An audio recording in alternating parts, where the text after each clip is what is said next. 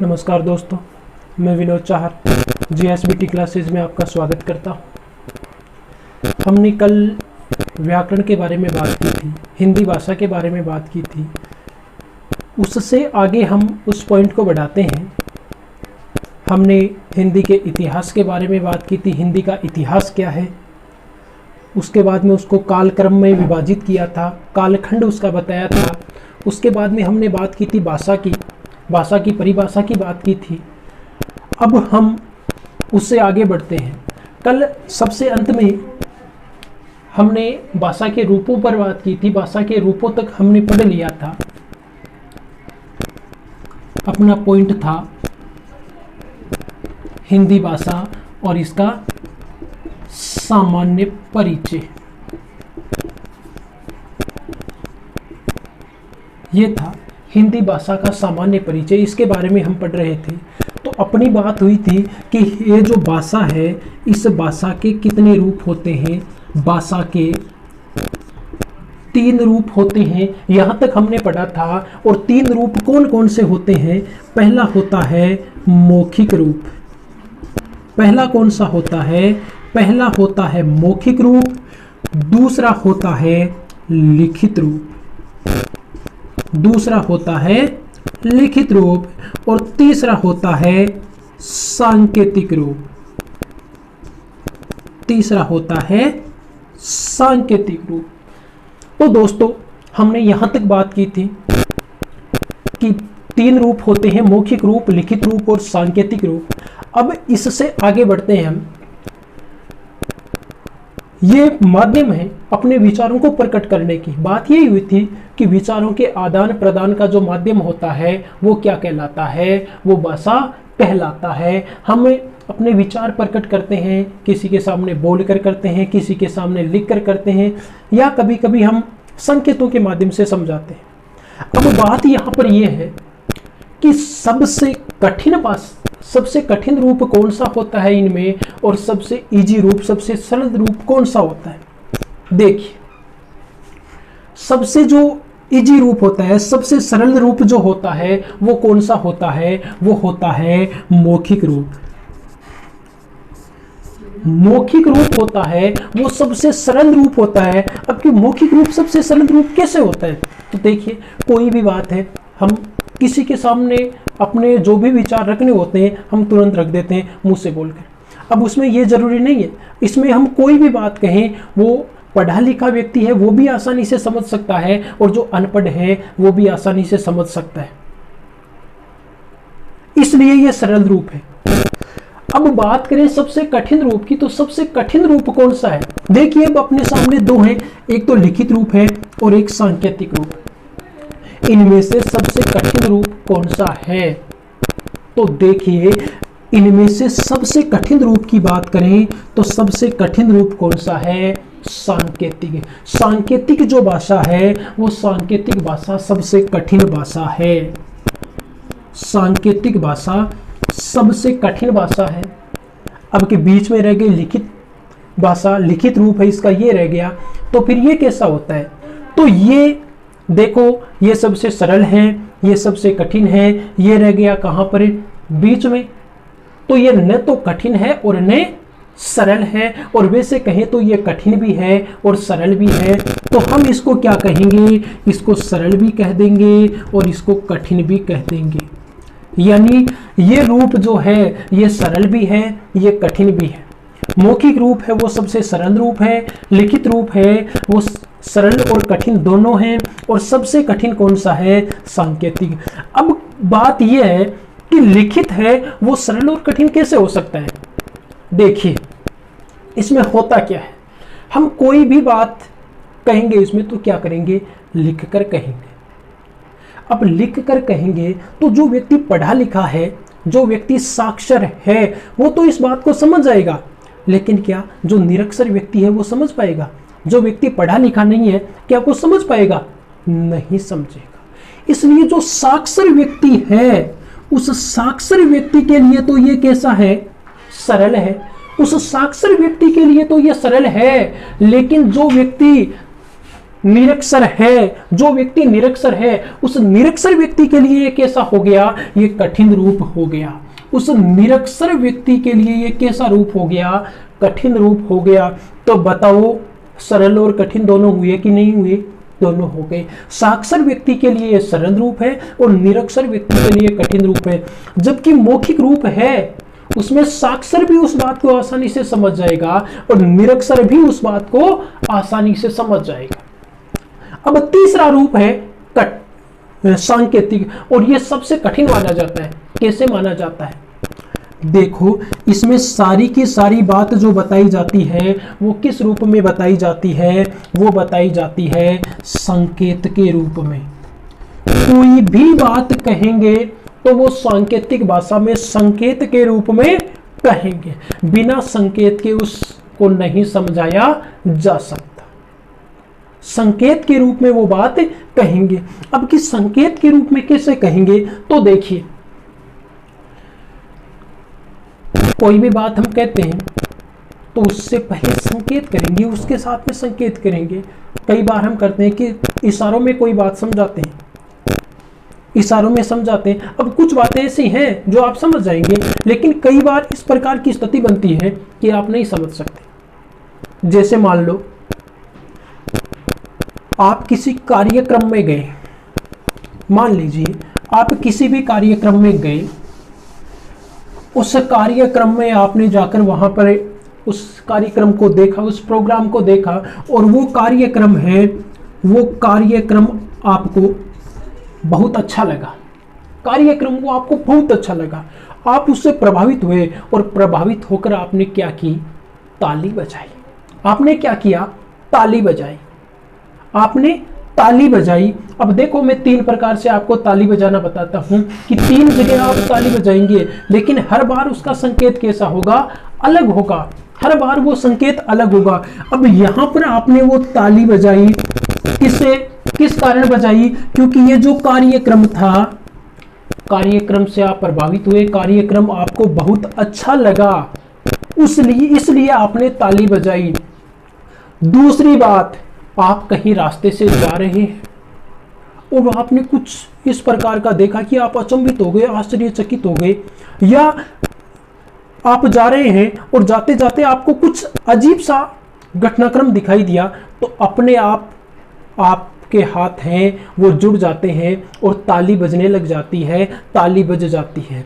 यहां पर ताली बजी, वो पहले बार आपने ताली बजाई, उससे अलग है, उससे अलग है। यहां पर ये ताली किससे है, ये आश्चर्य से संबंधित है। यहां पर आप आश्चर्यचकित हुए, अचंभित हुए, कुछ आपको अजीब लगा, इसलिए वो ताली बजी। तो यहां पर अलग संकेत हो रहा है, यहां पर अलग संकेत हो रहा है रास्ते से जब आप जा रहे हैं तब। तीसरी बात, मान लीजिए आपने एक योजना बनाई अपने दोस्त के साथ, और योजना ये बनाई कि हम कहीं बाहर चलेंगे घूमने के लिए, खेलने के लिए, गार्डन में घूमने फिरने के लिए जाएंगे। अब आपका जो दोस्त है उसके पिताजी उसे घर से बाहर नहीं निकलने दे रहे हैं, तो आपने उसको कह दिया कि जैसे ही मैं तेरी खिड़की के पास में आकर या दरवाजे के पास में आकर क्या करूंगा, 2 बार ताली बजाऊंगा। तो उस ताली को सुनते ही समझ जाना कि अपना दोस्त आ गया है और तू बाहर निकल कर आ जाना। ऐसे में तेरे को पुकारूंगा तो तेरे पिताजी तुझे आने नहीं देंगे। अब यहां पर भी उसने क्या किया है, यहां पर भी उसने ताली बजाई है, लेकिन अब ये ताली बजाई है किस रूप में, उसने अलग रूप में बजाई है। अपने दोस्त को बुलाने के लिए, संकेत के लिए उसने क्या किया है, ताली बजाई है। तो यहां पर ये अलग है। अब बताओ 3 बार हो रहा है, 3 बार ताली बजाई जा रही है, लेकिन हर बार इसका संकेत कैसा है, अलग अलग है, हर बार संकेत अलग अलग है। इसलिए अब देखो हम किस प्रकार से समझ पाएंगे, इसमें समझना मुश्किल है, समझना मुश्किल है। तो इसलिए कहा जाता है कि सांकेतिक भाषा जो होती है, वो सांकेतिक भाषा है, वो सबसे कठिन है। सांकेतिक भाषा है वो सबसे कठिन होती है। और सबसे ऊंची भाषा कौन सी होती है, सबसे सरल भाषा कौन सी होती है, तो सबसे सरल भाषा होती है मौखिक भाषा। क्यों? हम अपने विचार, अपनी बात आसानी से बता सकते हैं। अब आप मुझे एक बात बताइए, मान लीजिए आप कहीं रोड पर जा रहे हैं, रोड पर चल रहे हैं और आप देखते हैं कि आपके सामने यातायात संकेत जो रोड पर बने रहते हैं, कहीं घुमाव की स्थिति को दर्शाने के लिए, कहीं गति सीमा है उसको दर्शाने के लिए। जैसे मान लीजिए एक यातायात संकेत आपके सामने लगा हुआ है,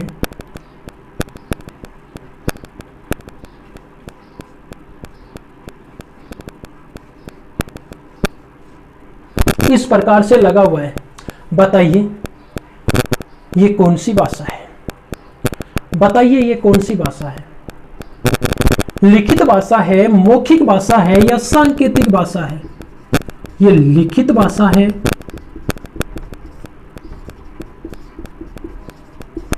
मौखिक भाषा है या फिर सांकेतिक भाषा है? कौन सी? ये सांकेतिक भाषा है, क्योंकि यहां पर क्या किया जा रहा है, क्या हो रहा है, यहां पर संकेत किया जा रहा है, यहां पर संकेत किया जा रहा है, ये संकेतों को दर्शा रहे हैं।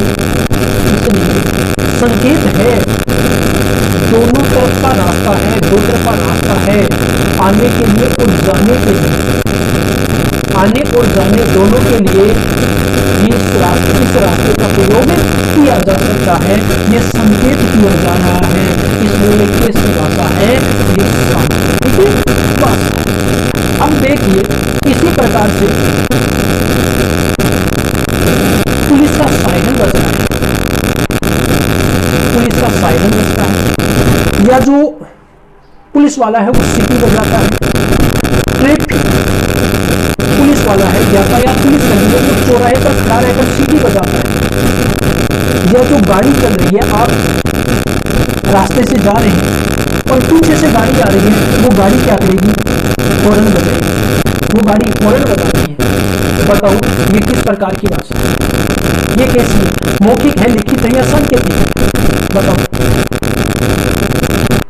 यातायात पुलिस कर्मी का सीटी बजाना, गाड़ी का हॉर्न बजाना, या कई बार हम क्या करते हैं, कोई हमसे कुछ पूछते हैं तो हम हाँ अपनी स्वीकृति देने के लिए कोई आपसे पूछता है, जैसे मान लो कि आपने खाना खा लिया तो आपको कहते हैं क्या इस प्रकार से करते हैं। तो बताओ ये कैसी भाषा है? ये सारी की सारी कैसी है? सांकेतिक भाषा है। ये सारी की सारी सांकेतिक भाषा है। क्यों है? अब आप कहोगे कि सांकेतिक कैसे हुई? हमने तो जो हाँ या ना उस प्रकार से इस प्रकार के जो बातें कही वो मुख से ध्वनि निकली है, ये सांकेतिक कैसे हो सकती है? लेकिन ये सांकेतिक है। अब सांकेतिक क्यों है, इसके पीछे का कारण मैं बताता हूं। जब भी हम कोई बात कहते हैं, अब देखो ये अपने मुंह से जब हम बोलते हैं तो क्या निकलती है? ध्वनि। क्या निकलती है? ध्वनि निकलती है। अब वो जो भी बात हम कहते हैं, जो भी ध्वनि निकलती है, जो भी बात कहते हैं, वो मौखिक कब मानी जाएगी? जब ये ध्वनि है।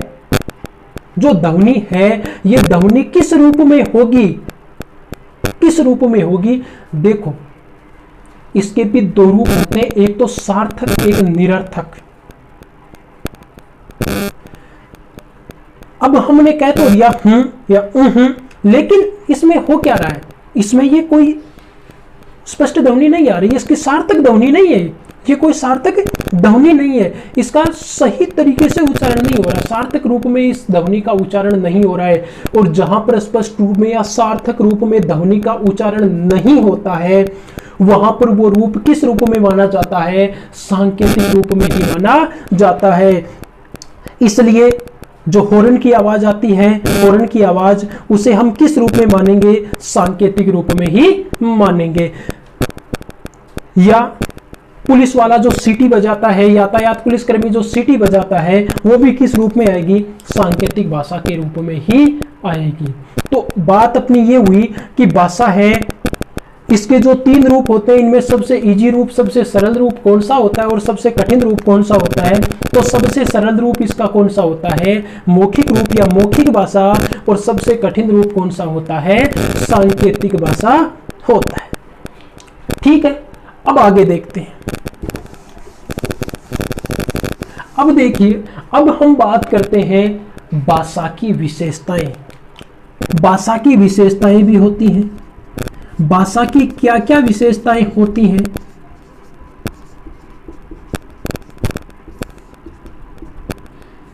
भाषा की क्या क्या विशेषताएं होती हैं? प्रत्येक जो हम कुछ भी पढ़ते हैं, जो कुछ भी पढ़ते हैं, उन सब की कोई ना कोई विशेषता होती है। तो भाषा की क्या क्या विशेषताएं होती हैं? देखिए, भाषा की हम 4-5 विशेषताओं की बात करेंगे। पहली बात यह है कि भाषा है वो अर्जित संपत्ति है।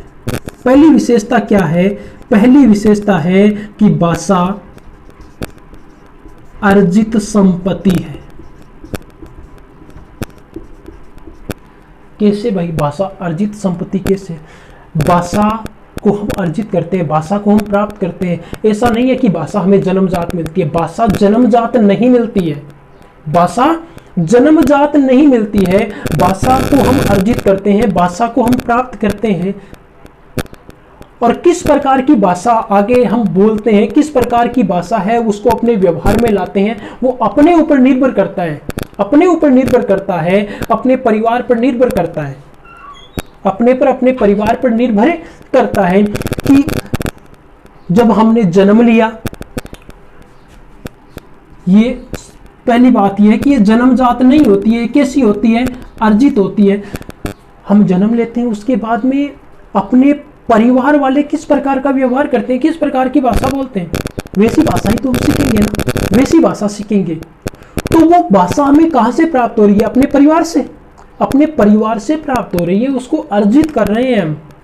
ऐसा नहीं है कि जन्म से हमें मिल गई कि नहीं आपको तो कठोर भाषा का ही प्रयोग करना है, ऐसा नहीं होता है।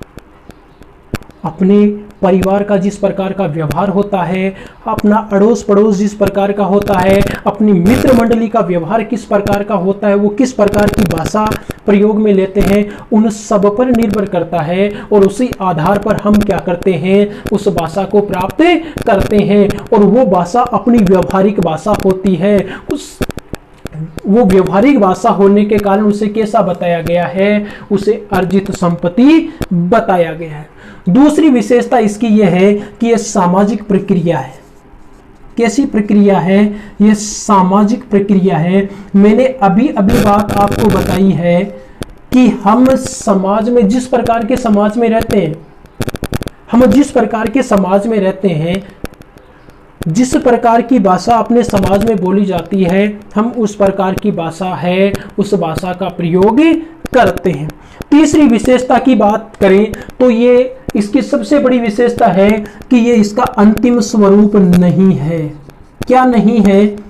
अंतिम स्वरूप नहीं है। अब भाई बात यह है कि अंतिम स्वरूप कैसे नहीं है? कैसे नहीं है? क्योंकि जो भाषा हम बोल रहे हैं, जो भाषा हम प्रयुक्त कर रहे हैं, ऐसा नहीं है कि उसका दायरा उतना ही है। नहीं, उसका दायरा उससे आगे भी हो सकता है, उससे बड़ा भी हो सकता है। हम चाहें, जो भाषा हमें मिली है, जिस प्रकार की भाषा मिली है, उसमें हम क्या कर सकते हैं? परिवर्तन कर सकते हैं, उस भाषा का विकास कर सकते हैं, उस भाषा को आगे बढ़ा सकते हैं। इसलिए ये बात कही गई है, इसलिए इसकी ये विशेषता बताई गई है कि ये क्या नहीं है? इसका ये अंतिम स्वरूप नहीं है। चौथी विशेषता है कि ये परिवर्तनशील होती है। चौथी विशेषता क्या है? ये कैसी होती है? परिवर्तनशील होती है।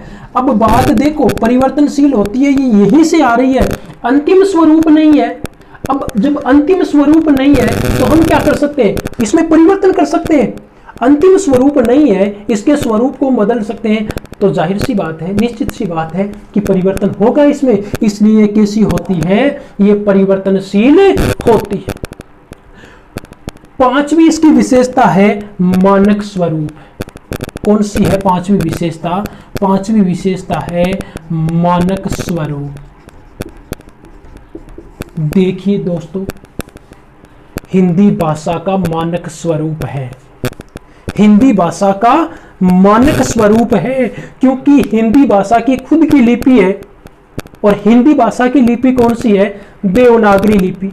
हिंदी भाषा की लिपि कौन सी है? देवनागरी लिपि है। और उसके कारण इसका क्या है? मानक स्वरूप है। मानक स्वरूप है यानी इसके खुद के, इसके स्वयं के मानक चिन्ह हैं, और उन्हीं मानक चिन्हों के आधार पर हम क्या करते हैं? इस हिंदी भाषा को लिखते हैं।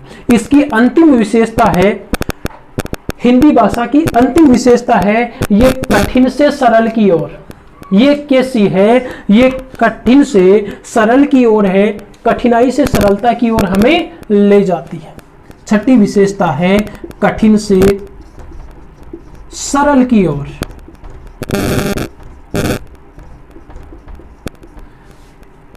कठिन से सरल की तरफ है, ये कठिन से सरल की ओर है। कठिनाई का स्तर है इसका, कठिनता से शुरू होता है और सरलता की तरफ ले जाता है। ये 6 विशेषताएं हैं इसकी, जो हमेशा याद रखिए आप। हिंदी भाषा की 6 विशेषताएं हैं। कौन कौन सी है? फिर से रिपीट कर रहा हूं। भाषा है वो कैसी संपत्ति है? भाषा अर्जित संपत्ति है। भाषा कैसी है? कैसी संपत्ति है? भाषा अर्जित संपत्ति है, क्योंकि ये हमें जन्मजात नहीं मिलती है, ये हमें सीखनी पड़ती है। भाषा को हम सीखते हैं। सामाजिक प्रक्रिया है, हिंदी भाषा वो सामाजिक प्रक्रिया है। क्यों? क्योंकि हम जो हिंदी भाषा है, अपनी भाषा है, इसको कहां से सीखते हैं? अपने समाज से सीखते हैं। समाज से सीखते हैं, परिवार से सीखते हैं, अपने दोस्तों से सीखते हैं। तीसरी बात, अंतिम स्वरूप नहीं है। इस भाषा का अंतिम स्वरूप नहीं है, कोई भी अंतिम स्वरूप नहीं है। इसमें हम इसके स्वरूप में परिवर्तन कर सकते हैं, इसके स्वरूप को नया रूप दे सकते हैं। ये भाषा है परिवर्तनशील होती है, यानी इसमें हम क्या कर सकते हैं? परिवर्तन कर सकते हैं, इसके रूप को, इसके स्वरूप को क्या कर सकते हैं? परिवर्तित कर सकते हैं। पांचवी विशेषता है मानक स्वरूप, हिंदी का मानक स्वरूप है। और छठी विशेषता है कठिन से सरल की तरफ। ये कठिनता से सरलता की ओर, कठिन से सरल की ओर ले जाती है, कठिन से सरल की ओर चलती है। अब देखिए आगे बात करते हैं। ये इसकी विशेषताएं हो गई। अब देखो, अब हमने अभी अभी एक बात की कि इसका मानक स्वरूप है, इसका मानक स्वरूप है। किसका? हिंदी भाषा का मानक स्वरूप है। तो जब हिंदी भाषा के मानक स्वरूप की बात आई, तो फिर इसका कोई मानक समय भी होगा, इसका मानक समय भी होगा। हाँ, निश्चित रूप से दोस्तों, इसका मानक समय भी है। और हिंदी भाषा का मानक समय कौन सा माना जाता है? हिंदी भाषा का मानक समय कौन सा माना जाता है? हिंदी भाषा का मानक समय माना जाता है 1100 ईस्वी। 1100 ईस्वी का जो समय है उसे हिंदी भाषा का मानक समय माना जाता है, इसका मानक समय माना जाता है। अब देखिए थोड़ी सी बात और करते हैं। जो भी भाषा होती है उसकी लिपि होती है, उसकी लिपि होती है। और हिंदी भाषा की लिपि कौन सी है? हिंदी भाषा की लिपि है देवनागरी लिपि। कौन सी लिपि है? देवनागरी लिपि। हिंदी भाषा की लिपि है, वो लिपि है देवनागरी लिपि। अब देखिए दोस्तों, लिपि क्या होती है? लिपि क्या होती है? लिपि का नाम आते ही आपके दिमाग में ये बात आनी चाहिए कि लिपि क्या होती है। तो देखिए दोस्तों, लिपि क्या होती है? लिपि किसी भी भाषा को हम लिखते हैं, तो उसको लिखने के लिए जो उसके जो चिन्ह होते हैं, किसी भी भाषा को लिखने के लिए उसके जो चिन्ह होते हैं, उन चिन्हों को ही क्या कहा जाता है? लिपि कहा जाता है। लिपि की परिभाषा में बताऊं आपको, तो लिपि की परिभाषा क्या होती है कि किसी भी भाषा को लिखने के लिए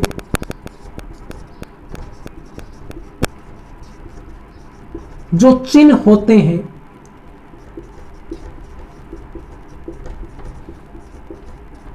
जो चिन्ह होते हैं, उन्हें ही क्या कहा जाता है? उन्हें ही लिपि कहा जाता है। क्या कहा जाता है दोस्तों? उन्हें ही लिपि कहा जाता है। और अपनी हिंदी भाषा की लिपि कौन सी है? देवनागरी लिपि है। अपनी हिंदी भाषा की लिपि है वो देवनागरी लिपि है। और अंतिम बात आपको बताता हूं जो बहुत ही महत्वपूर्ण बात है।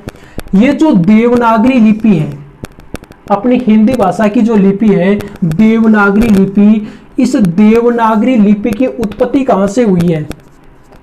ये जो देवनागरी लिपि है, इस देवनागरी लिपि की उत्पत्ति कहां से हुई है? तो हमेशा याद रखना, इस देवनागरी लिपि की उत्पत्ति है वो ब्राह्मी लिपि से हुई है। कौन सी लिपि से हुई है? ये ब्राह्मी लिपि से हुई। ब्राह्मी लिपि से देवनागरी लिपि है, इसकी उत्पत्ति हुई है। आज के वीडियो में बस इतना ही। एक नए बिंदु के साथ, एक नए पॉइंट के साथ कल मिलते हैं। थैंक यू, धन्यवाद।